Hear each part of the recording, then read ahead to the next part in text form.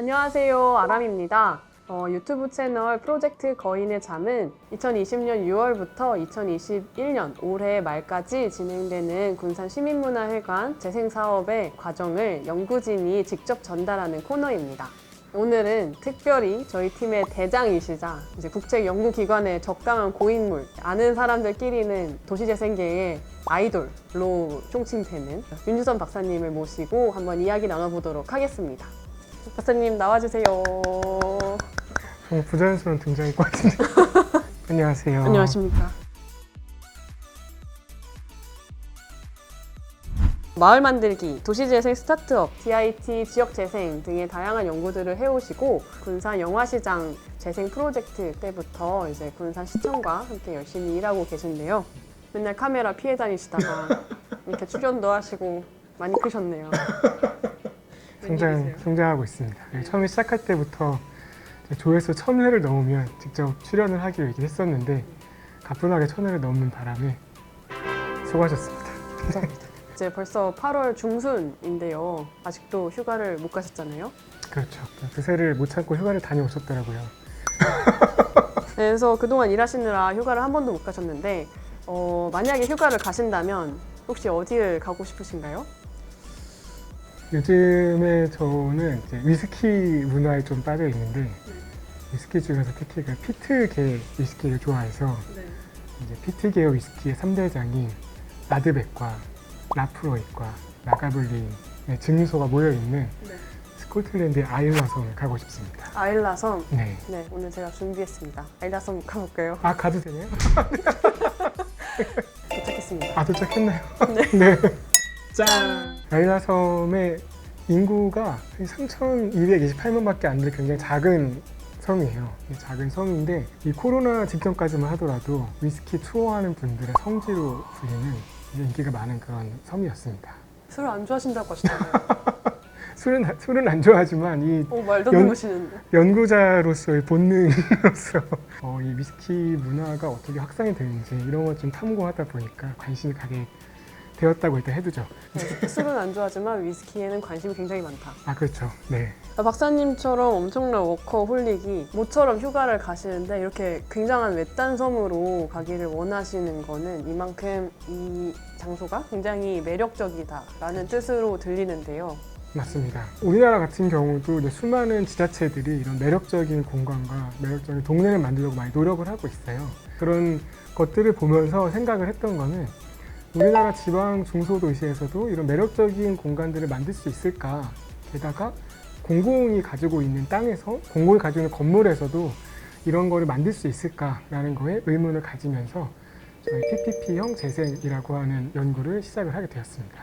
저희가 PPP라는 모델을 적용을 해서 지금 군산 시민문화회관 굉장히 과로를 하시면서 일을 하고 있죠. 그래서 PPP가 이제 Public Private Partnership이라고 해서 한국어로는 이제 민관 협력이라는 뜻이잖아요. 근데 이제 민관 협력형인데 그러면 이제 민하고 관에 각각 이제 상정되어 있는 그 대상이 지금 누구죠? 일단 관이라고 하는 거는 기본적으로는 세금으로 운영되는 조직들을 통칭해서 말을 합니다. 우리 같은 사람들이죠. 우리 월급은 아실지 모르겠지만 이 수많은 보고 계신 분들의 세금으로 나옵니다. 열심히 살아야 돼요. 오늘 좀 이렇게 편안하게 가고 싶었는데 굉장히 큰 부담을, 부담이 다가오고 네. 있습니다. 그래서 관이라고 하는 거는 세금으로 월급을 받고 일을 하고 있는 공공적인 일을 하고 있는 분들을 이제 관이라고 얘기를 하고 지금 저희 프로젝트의 민이라고 하는 분들은 시민단체 분들보다는 조금은 더 비즈니스를 하는 그런 민간 기업들, 민간 법인들을 보통 얘기를 하고 있습니다. 공공과 민간이 협력을 하는 모델인데 이게 듣기는 굉장히 아름답지만 사실 두 주체가 굉장히 다른 성격을 가지고 있기 때문에 굉장히 가능 여정이 복잡할 것 같고 어려울 것 같아요. 근데 이게 필요해진 계기가 있지 않습니까? 그렇죠. 말씀하신 것처럼 공공이랑 민간이 일반적으로는 작동하는 원리가 굉장히 다르기 때문에 이제 같이 했을 때 수많은 갈등과 사고가 많이 생기는데 그럼에도 불구하고 굳이 민간 협력을 하게 된 때는 예전에 뭐 영화 제목도 있었지만 그때는 맞고 지금은 틀리다 뭐 이런 것처럼 가장 큰 원인은 인구가 줄어들고 있다는 데 있습니다. 인구가 일반적으로 체감이 잘 안 될 수도 있지만 실질적으로 지방도시 같은 경우는 이미 인구 정점을 벗어난 도시들이 굉장히 많고 우리나라 같은 경우도 2028년이 인구 정점으로 보고 있고요. 하지만 그거보다 더 심각한 부분들은 생산 가능 인구라고 하는 이제 세금을 내는 분들. 박사님이랑 저를 포함한 연령대죠? 그렇죠. 제가 포함이 되죠. 65세까지의 인구들, 성인부터 65세까지 인구들을 생산 가능 인구라고 하는데 이제 생산 가능 인구 같은 경우는 이미 2018년도부터 빠르게 감소를 하기 시작을 했어요. 이게 단순히 인구만 줄어든다는 게 아니라 인구는 곧 세금이거든요. 그래서 인구가 세금을 내는 인구가 줄어들수록 그만큼 세금이 없어진다는 거고 그렇게 되면은 우리가 너무 당연히 생각을 했었던 공공이 당연히 해줄 거라고 기대했었던 것들 만약에 지금 이 스튜디오에 갑자기 불이 났다. 여기는 지금 아일라 섬인데요. 아 그렇구나. 아직도 아일라 섬인가요? 이거 아직 안 들어왔구나.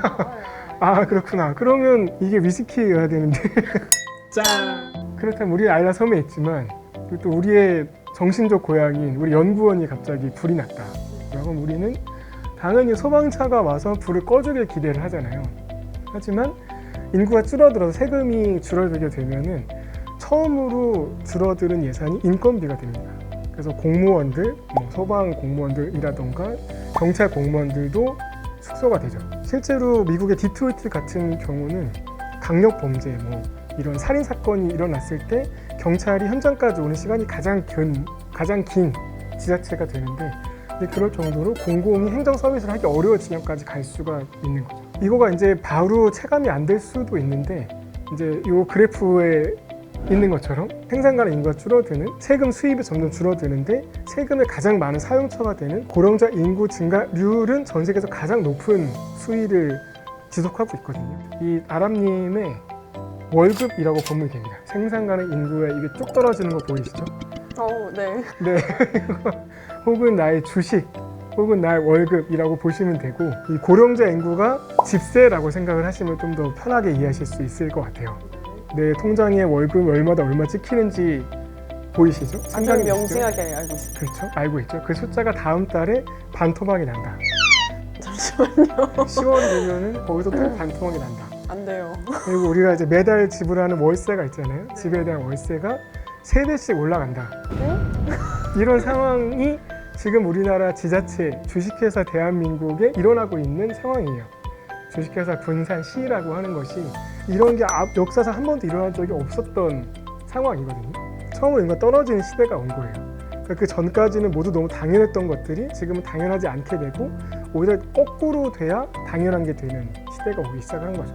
그럼 내가 월급이 깎일 때 가장 먼저 취할 수 있는 행동은 뭐가 있을까요? 생산하기 싫겠지만 잠을 잔다? 저는 스트레스를 크게 받으면 잠을 밤부터 자는데요. 뭘 해야 할지 모르겠는데요. 진짜 뭘 해야 할지 모르겠어요. 그렇죠. 지금 우리나라의 대부분의 지자체가 뭘 해야 될지 모르는 상황에 빠져 있어요. 근데 일반적으로 이제 뭐가 됐건 웃을 수 있는 상황은 아니지만 어쨌든 이런 상황에 닥쳤다고 하면은 자동차를 팔죠. 집 사이즈를 줄이고 왜냐면 숨만 쉬어도 들어가는 유지 관리비 고정비를 줄여야 되니까 지자체도 마찬가지 방식으로 앞으로 가야 될 겁니다. 지자체에서 이런 거를 가장 먼저 볼 수 있는 게 공공건축물이거든요. 먼저 줄여야 되는 대상 중에 공공건축물이 있군요. 모두가 당연히 합당하게 써야 되는 것들은 유지를 하고 그 이외에 이제 가장 먼저 빠지는 예산들이 공공건축 유지 관리 비용들 그리고 문화 쪽 관련된 예산들이 이제 처음으로 가장 먼저 재검토 대상이 되게 됩니다. 그렇다고 하더라도 우리가 문화에 대한 걸 아예 포기하고 살 수는 없잖아요. 그죠. 그렇죠. 문화와 또 이렇게 문화 예술을 전공하신 분으로서 이렇게 되었을 때 이제 그렇더라도 세금을 적게 쓰면서도 문화라든가 예술에 대한 서비스를 계속 유지할 수 있는 방법이 뭘까라고 하는 것들을 우리보다 먼저 인구 감소를 겪었던 유럽, 일본, 미국에서 많이 고민을 했었고 그것 중에 이제 활용할 수 있는 여러 대안 중에 하나가 아까 말씀하신 PPP라고 하는 민관협력형 재생이라는 걸 될 수가 있습니다. 짠!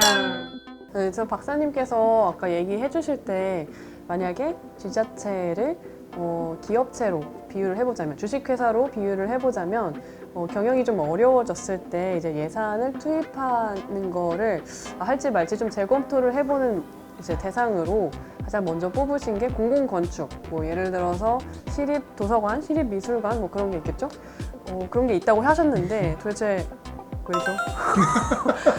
얼마나 심각하게, 얼마나 이게 어려운 일이길래 혹은 걔네가 얼마나 이제 지출이 되게 큰 부분이길래 지자체를 주식회사라는 비유를 많이 한다고 치면은 그 주식회사의 주주들은 시민분들이 되겠죠? 그렇죠? 그렇죠? 돈을 내니까 그렇죠. 아람님도 많은 세금을 내고 계시죠?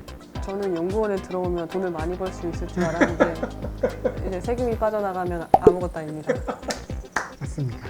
그래서 우리도 많은 세금을 내고 있는데 그 세금들을 낸다고 하는 거는 결국 아람님도 이 주식회사 세종시의 주주시라는 거죠. 투자자죠. 투자자인 거죠. 그러면은 내가 투자한 돈이 나의 주식이 어떻게 쓰이는지 알고 계셔야 되잖아요. 잘 몰라요. 잘 모르겠어요.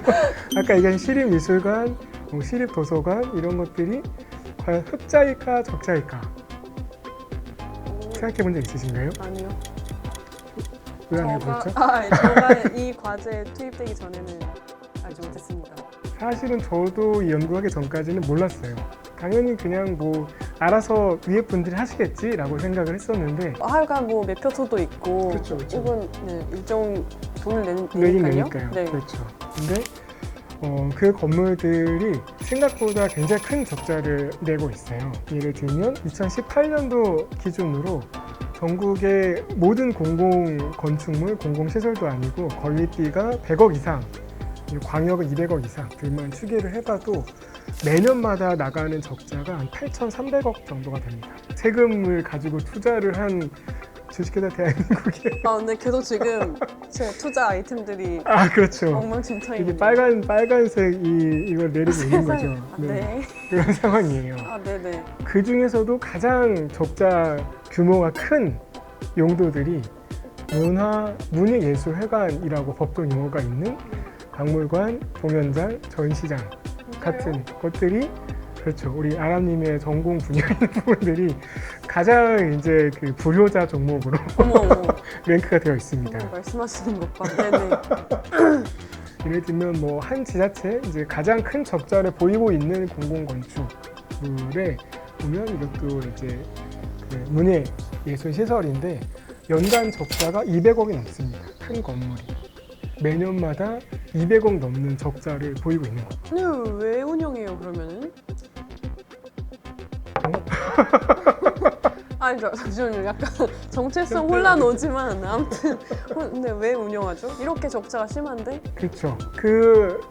왜 운영을 하냐면은 아까 말씀드렸던 것처럼 그냥 처음에 국가가 발전을 할 때는 공공이 예산을 투입하는 것들이 생명과 직결된 혹은 모든 사람들이 보편타당하게 써야 되는 뭐 전기, 수도, 뭐 소방, 방제 이런 것들을 예산을 하다가 어느 정도 국가 수준이 올라가게 되면은 그다음부터는 문화라든가 복지 쪽 예산을 많이 투입을 하게 돼요. 이게 적자를 보더라도 일반 그 공공재인 뭐 전기, 수도 이런 것처럼 사람들이 문화 향유를 했을 때 보다 많은 부가가치라던가 보다 즐거운 삶의 질을 높일 수 있다라는 사회적 합의가 있으니까 투입을 해서 적자를 내더라도 서비스를 하기 시작을 했는데 이제 그때는 맞았는데 지금은 그렇지 않은 시대가 온 거죠. 그래서 이 적자들이 또 이제 공공의 돈이다 보니까 약간 이 표현이 불편할 수도 있지만 좀 방만하게 운영되는 경우가 없지 않아 있었어요. 눈먼 돈이라도 없고 흔히 얘기를 하죠, 세금들을. 어떻게 운영을 하든 세금으로 충당을 해주니까 조금 이게 똔똔하지 않은 운영을 하는 경우도 많이 있다 보니 이제 이렇게 적자가 폭이 넓고 확산이 되게 되는 거죠. 그죠. 아무래도 민간 팀이면은 이제 돈을 못 벌면 큰일이니까 그렇죠. 네, 악을 받쳐서 여러 가지 방법과 전략을 다 해서 매력적인 콘텐츠를 만들어서 사람들을 이제 모으려고 할 텐데 입장이 다른 거죠. 그렇죠. 그래서 뭐 많이들 생활 속에서 경험해 보셨을 수도 있는데 공공이 운영하는 시설들에서 이제 좀 나른하게 앉아 쉬고 계시는 그 담당자분들이라던가 이제 주말에 좀 쓰고 싶은데 주말이 됐다거나 6시 이후에 담당 공무원분이 퇴근을 하면은 너무 좋은 입지에 너무 잘 갖춰진 시설인데 사용을 못해서 발을 동동 굴렸던 경험이라던가 이런 것 좀 있으시잖아요. 그런 것들을 한번 재검토를 해보자 이런 방식만 있는 거냐라고 하는 거가 이제 PPP의 출발점이 될 수 있는 거죠. 전 지금 굉장히 제가 주주라는 그 비유에 굉장히 꽂혀 있는 상태이고요. 제가 내는 이 피 같은 돈이 내가 매일매일 갈 수 있는 일상 속에서 이제 자주 발걸음할 수 있는 좀 재미있는 장소들을 만드는데 좀 쓰였으면 좋겠는데 그런 장소를 만들기 위해서 저희가 절차를 새롭게 만드는 과정 중에 있는 거죠. 맞습니다. 네. 그래서 또 이게 오해하지 말아야 되는 거가 그렇다고 문화예술을 공공에서 포기를 하자 이런 것도 절대 아니거든요. 오히려 문화예술이라고 하는 거가 경직된 공공 시스템과 잘 맞지 않는 경우가 많기 때문에 이 세금 예산 투입을 줄이더라도 민간의 자유도를 높여주는 방식으로 조금 더 재미있고 창의적인 공공 서비스를 만들어 줄 수 있는 방식이라는 거가 이제 중점을 가야 될 것 같고요. 그리고 공공이 그러면 적자를 줄이기 위해서 민간 기업처럼 돈만 추구를 해야 되느냐? 그건 또 아니잖아요. 그래서 아까 말씀드렸다시피 공공이 최소한의 그 통제권을 가져가면서 지금 예전보다는 조금 더 넓게 민간이 비집고 들어갈 틈을 쑤시고 들어갈 틈을 마련해 주자 뭐 이런 차원입니다. 네. 어떻게 잘못 들으면은 민영화랑 같은 얘기인가? 라는 질문도 드는데요. 그렇죠. 보통 이제 그런 식으로 생각을 하실 수도 있을 것 같아요. 이제 공공에서 세금이 줄어든다고 해서 그렇다고 공공이 민간처럼 완전 돈만을 위해서 움직이는 게 맞냐라는 거에 대한 의문이 당연히 들 수가 있겠죠. 근데 일단 첫 번째로 그 민영화라는 거랑 가장 큰 차이는 소유권은 공공이 계속 유지를 하고 있는 겁니다. 그러니까 지자체가 건물주로서의 권리를 포기를 하고 아예 매각을 하고 탈출을 하는 게 아니라 소유권을 갖고 있고 리스크도 같이 분담을 하면서 공공이 갖고 있는 건물 안에서 운영에 대한 것만 창의적이고 매력적인 민간 운영자한테 장기로 운영권을 넘겨주는 방식을 이제 크게 PPP 구조라고 볼 수가 있고요. 조금 더 구체적으로 말을 하면은 공공이 갖고 있는 땅이나 건물 안에 수익이 안 나는 공공 서비스를 일정 부분을 시민들이 원하는 것을 넣어주고 같은 땅이나 같은 건물 안에다가 수익을 발생할 수 있는 민간 수익서를 병설을 시킵니다. 그래서 이 민간 수익설에서 나오는 수익의 일부분을 가지고 공공시설의 공공서비스의 운영비나 인건비를 충당하게 해줘서 세금이 적게 투입이 되면서도 시민분들이 원하는 서비스를 제공해 줄 수 있는 방식이라고 볼 수가 있고요. 그래서 이런 수익을 창출을 하는 민간의 수익시설을 운영하는 운영자들이 이 민간 수익시설만 기획하고 운영하는 게 아니라 공공시설도 공공서비스 부분도 같이 기획을 하고 운영을 하면서 공공시설 안에서 같이 뭐 이런 공공서비스, 민간 서비스를 재미있고 창의적이고 매력적으로 운영할 수 있게 도모해 주는 거를 PPP형 재생이라고 할 수가 있고요. 그래서 민영화가 문제가 됐던 거는 공공이 갖고 있는 자산이나 땅들을 아예 매각을 해버렸기 때문에 통제할 수 있는 수단이 없었어요. 그러니까 민간이 아예 철저하게 수익만 추구한다고 했을 때 그럼 아무리 뭐 공공이 세금이 없다고 하더라도 정말 돈만 따라갈 수는 없는 노릇이잖아요. 그래서 그런 거를 통제할 수 있는 게 건물주로서의 권리를 갖고 민간이 본인들이 처음에 제안을 했던 공공적인 세팅을 하면서 재미있는 서비스를 제공해주는 그걸 어겼을 때는 공공에서 이제 건물주로서 계약 해지라던가 아니면 뭐 페널티라든가 이런 컨트롤을 할 수 있게 해주는 거를 PPP형 재생이 기본 개념이라고 보시면 될 것 같습니다. 짠! 어쨌든 공공 입장에서는 이제 대한민국 국민이 전반적으로 다 누릴 수 있게 해야 되는 어떤 최저선 같은 걸 가지고 있는데 민간팀이 만약에 이제 아주 소수의 사람들만 누릴 수 있는 혜택을 만든다 뭐 이랬을 때 그런 것들을 좀 저지할 수 있다 이런 말씀이시죠? 그렇죠. 특히나 그런 뭐 저소득층이라던가 이제 사회적으로 좀 소외된 계층들 이런 분들한테도 사실 동일한 서비스를 제공해 줘야 될 의무가 공공이 있는 거잖아요. 그래서 그런 분들이 소외가 되지 않게 하기 위한 컨트롤권을 공공이 끝까지 유지하고 있다.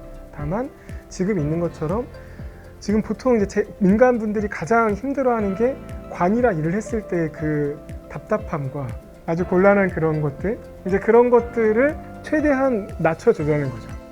이제 시청 공무원 분들도 그러고 싶어서 그러는 게 아니라 이제 시청이 해야 될 규정이라든가 뭐 제도라든가 원칙들이 있으니까 어쩔 수 없이 그렇게 하실 텐데 그런 장벽을 조금 낮춰주면서 조금 더 유연하게 움직일 수 있게 도와주는 이제 그런 것들을 시도를 하는 게 PPP형 재생의 큰 또 방향성이 되겠죠. 아무튼 네, 공공과 민간이 둘이 같이 잘 해나갈 방법을 되게 쫀쫀하게 잘 찾아야 되네요. 그렇습니다. 잘하고 계시나요? 하지만 저가 아직 듣고 싶은 얘기가 안 나왔습니다. 안 나왔어요? 뭐죠?